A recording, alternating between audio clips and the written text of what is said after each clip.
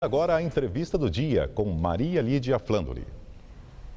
O discurso da mudança é a tônica da campanha eleitoral 2014, quando candidatos se esforçam para convencer o eleitor que aquele que fala é que representa a mudança viável.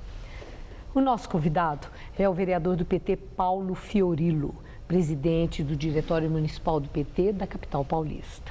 Agradeço muito, vereador, estar conosco. Vereador, é incrível, todos os candidatos se apresentam como sendo o candidato da mudança. E aí entra com aquela argumentação, até quem concorre à reeleição, Dilma Rousseff é a candidata da mudança. Isso não confunde o eleitor? Né?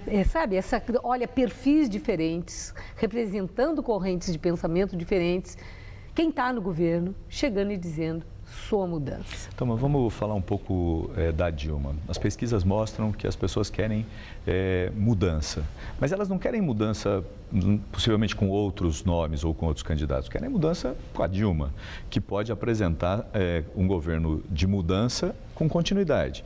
E o que dá credibilidade é aquilo que foi feito. Eu acho que se a gente olhar o governo do Estado, no caso do Alckmin, ele está há 20 anos, o PSDB está há 20 anos administrando, se a gente for generoso com o PSDB. E ele sempre tem o discurso da mudança, ou do novo, da renovação. É óbvio que também, para o eleitor, chega um momento que isso se desgasta, termina o encanto e é preciso que, de fato, tenha mudança de verdade. E a mudança, Maria Lídia, eu acho que ela se dá com propostas concretas que, de fato, podem mudar a vida do cidadão, do eleitor. Para melhor, né? Sempre para melhor, né? Sempre. Acho que essa é a grande expectativa de quem vai escolher o seu representante. Como é que ele pode mudar minha vida para melhor? O presidente Lula, nessa última entrevista com os blogueiros, né, ele novamente surpreendeu e deu o que falar. Mas eu destaco, na fala do presidente, uma referência que ele fez ao PT. O senhor é presidente do PT, do Diretório Municipal. Ele disse que quando vocês criaram o PT, criaram um partido para ser diferente, para se destacar. Um partido que tivesse um compromisso e não caísse na mesmice dos demais. 30 anos depois, o PT enfrenta problemas difíceis, que inclusive conflitam com a bandeira ética que sempre desfraudou. O PT mudou? Todo mundo muda. O PT amadureceu, cresceu. O PT tem uma concepção de mudança que passa necessariamente por uma reforma política, uma reforma eleitoral, e é isso que o PT vem defendendo.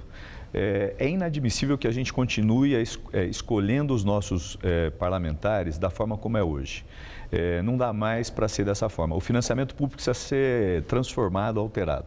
Por isso que o PT tem defendido o financiamento público, tem defendido lista partidária, tem defendido propostas que podem mudar a política brasileira, como o PT fez ao longo desses 30 anos. Mas eu ainda vou querer falar mais da reforma política, mas a minha pergunta eu acho que não veio a resposta para ela. A questão dos problemas que o PT enfrentou, que parecem uma distorção com o propósito inicial que foi lembrado agora pelo presidente Lula. Eu entrevistei, inclusive, Gilberto Carvalho, ministro, para o programa Hora do Voto, e ele falou uma coisa muito interessante. Ele disse assim, o PT fez muito bem para o governo, mas o governo fez mal para o PT.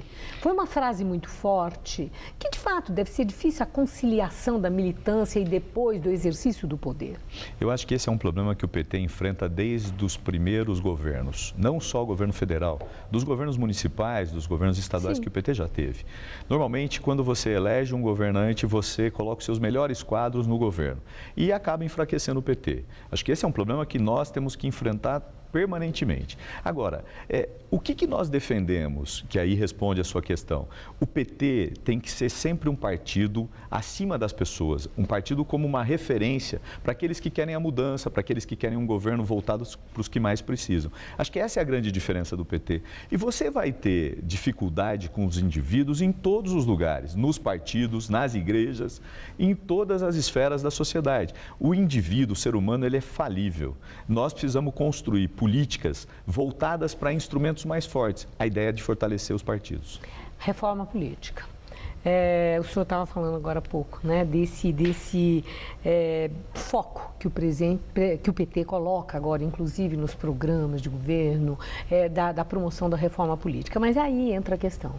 O PT está há 12 anos no poder e com uma base parlamentar que garante a aprovação dos projetos do seu interesse. Por que não houve o empenho para a promoção da reforma política e só agora vem com essa conversa? Então, mas não é verdade que só agora. O PT já propôs reforma política anteriormente. Infelizmente, quando o PT propôs a reforma, a própria bancada petista se dividiu. Havia aqueles que defendiam uma reforma com financiamento público, lista partidária, com limites de partidos, só que no debate partidário a direção não teve condições de hegemonizar e fazer com que todo mundo votasse. Nós perdemos uma oportunidade histórica. Agora o PT entende que é de novo importante esse debate. Existem movimentos na cidade por uma constituinte exclusiva que faça a reforma política. Mesmo você tendo uma base, e as bases, infelizmente, elas não são sólidas, elas não são únicas, elas têm visões diferentes, interesses diferentes, você precisa aproveitar os momentos. Nós vivemos o ano passado grandes manifestações. A presidenta Dilma disse, é preciso enfrentar essas manifestações com propostas concretas. A reforma é uma delas. A última questão, eu não posso deixar de perguntar, claro. Essa história do medo. Na propaganda eleitoral, nos programas do PT, houve o apelo à questão do medo, se eleger a oposição, um retrocesso em relação às conquistas, aos benefícios sociais do governo do PT nesses anos todos. Ao usar essa tese do medo, o PT não entra numa contradição, usando exatamente aquilo que criticou tanto, que foi usado pelo PSDB quando Lula foi eleito em 2002, e aí a resposta foi a esperança venceu o medo. Agora o PT apela para o medo. A Aécio está dizendo que vocês é que estão com medo. Eu acho que o Aécio tem que colocar a barba de molho, porque assim, na realidade, o programa do PT recoloca para a sociedade aquilo que tem sido as principais conquistas nesses últimos anos. Eu não considero que tenha sido uma propaganda do medo, eu considero que tenha sido uma propaganda para comparar o que poderia ser e o que é. Bom, mas é mais ou menos isso. Vote neles e veja só o que vai te acontecer. O subtexto é esse. Pode ser o subtexto, mas também eu queria fazer aqui uma outra leitura. Vote no PT para continuar crescendo e avançando. A política do PSDB, aliás, os próprios assessores do Aécio têm colocado isso. O salário mínimo está muito alto, nós precisamos fazer esse debate.